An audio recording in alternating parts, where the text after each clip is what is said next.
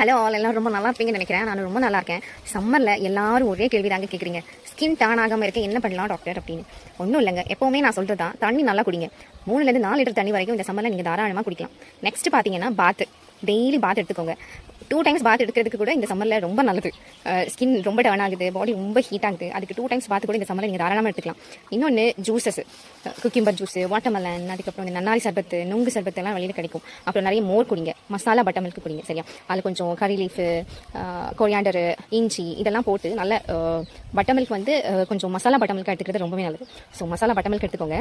இன்னொன்று, வெளியே போயிட்டு வந்ததுக்கப்புறமா நல்லா ஃபேஸ் வாஷ் பண்ணுங்கள்.